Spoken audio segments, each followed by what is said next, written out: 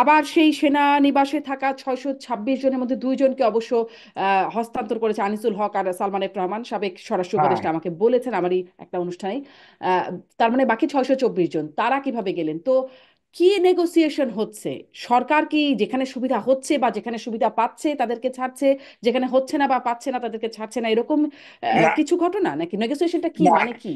না, সমস্যা তাই। আমরা এই সরকারে আমি বলি, এটা একটা আন্তর্জাতিক সরকার। আপনি হুম। খেয়াল করে দেখেন, আপনার কমিশন থেকে শুরু করে সরকারের ভিতরে 3 ভাগের 1 ভাগ হলো বিদেশি নাগরিক, অন্ততপক্ষে দ্বৈত নাগরিক। তারা আমাদের দেশ চালাচ্ছে। তো সুতরাং বিদেশি ইনফ্লুয়েন্স তো আছে। আপনি দেখেন না, করিডোর দিয়ে দিল, কেউ জানে না। একটা অন্তর্বর্তীকালীন সরকার একটা করিডোর দিয়ে দিচ্ছে, এদেশের কেউ জানে না।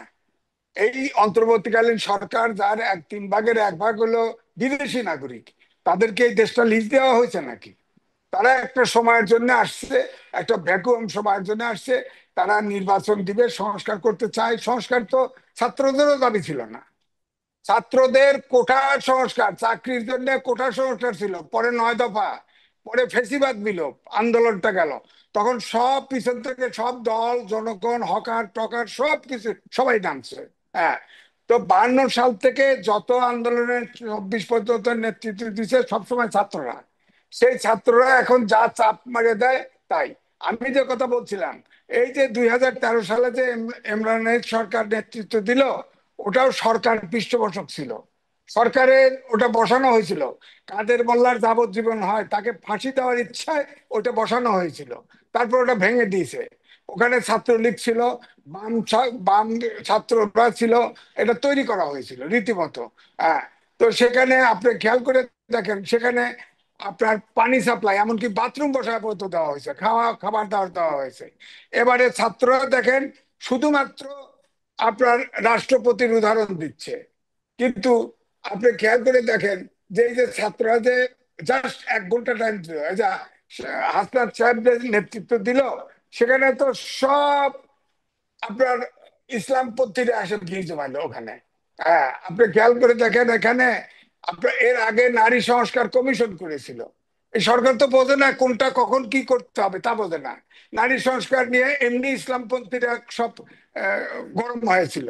তারা গিয়ে এখন ওখানে যা নানান স্লোগান, গোলাম আজমের বাংলায় আওয়ামী লীগের ঠাঁই হবে না, সাঈদীর বাংলায় গোলাম আজমের ঠাঁই হবে না, জাতীয় সঙ্গীত পড়তে দেয় না, ইত্যাদি ইত্যাদি। তো এরপরে আবার এই এনসিপি থেকে কিন্তু একটা লিখিত স্টেটমেন্ট দেওয়া হয়েছে।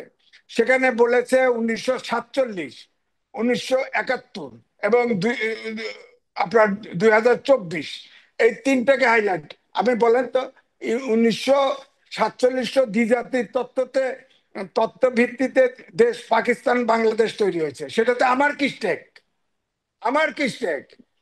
আমি তো মনে করি যে যে কাশ্মীরে যে এখন পাকিস্তান ভারত যুদ্ধ হচ্ছে, কাশ্মীরে তো অধিকাংশ মুসলমান ছিল, সেটা কেন বাংলাদেশের অংশে আসে নাই? কেন পাকিস্তানের অংশে আসে নাই? আমি তো ঠকেছি।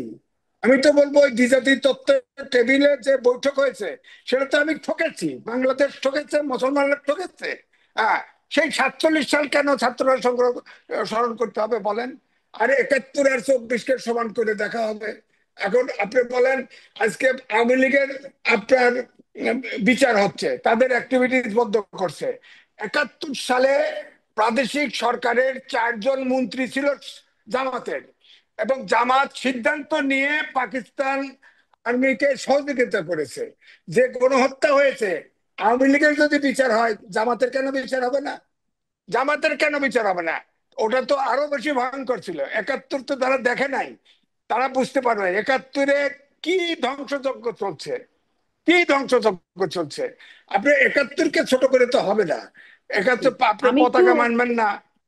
আপনার এই হ্যাঁ, প্রসঙ্গ বলেন। থেকে আমি একটু জনাব ফরিদুল হকের কাছ থেকে শুনি। আন্দোলনের প্রসঙ্গটাও আপনার কাছে রয়ে গেল জনাব এম এ আজিজ, আসবো আপনার কাছে। কিন্তু ফরিদুল হক, এই যে যেটা জনাব এম এ আজিজ বলছেন, জামাতের সাথে এখন একটা কম্পারিজন চলে আসছে, সেই সময় এই সময়ের একটা আলোচনা চলে আসছে। এনসিপিও বলছে যে 71-এর বা মুক্তিযুদ্ধের সময় সেই বিষয়টি স্পষ্ট করতে হবে, এরকম কথা বলছে। কিন্তু আওয়ামী লীগ নিষিদ্ধের জন্য যেভাবে দাবি করে আন্দোলন করে করা হলো, আহ জনাব এম এ আজিজ যেটি বলা হচ্ছে, জামায়াতের ব্যাপারে আপনাদের কি অবস্থাটা নরম?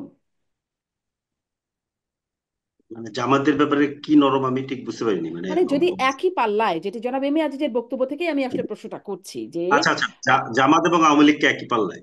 আচ্ছা, আমি এই ব্যাপারটা উনি অনেক শ্রদ্ধেয় মানুষ, অনেক সিনিয়র মানুষ, উনি সহ যারা যারা এই প্রশ্নগুলো তোলেন সবাইকে আমি খুব বিনয়ের সাথে একটা জিনিস বলতে চাই, সেটা হচ্ছে যে আপনি একটা অপরাধকে আর একটা অপরাধের পাশাপাশি যখন দাঁড় করান তখন দুইটা ঘটনা ঘটে।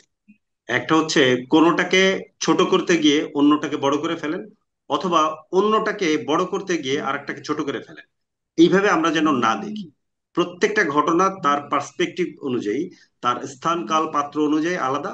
প্রত্যেকটাকে আমাদেরকে আলাদা আলাদা ভাবে বিচার করতে হবে। যেমন আওয়ামী লীগ যে চেষ্টা করবে, কিংবা আওয়ামী লীগের যারা এখন ধরেন আফসোস লীগ আছে, তারা যে চেষ্টা করে 71 দিয়ে 24-কে ঢেকে দেওয়ার চেষ্টা করে। আবার জামাতের লোকরা যে চেষ্টাটা করতেছে সেটা হচ্ছে যে 24 দিয়ে 71 ঢেকে দেওয়ার চেষ্টা, দুইটাই খারাপ জিনিস।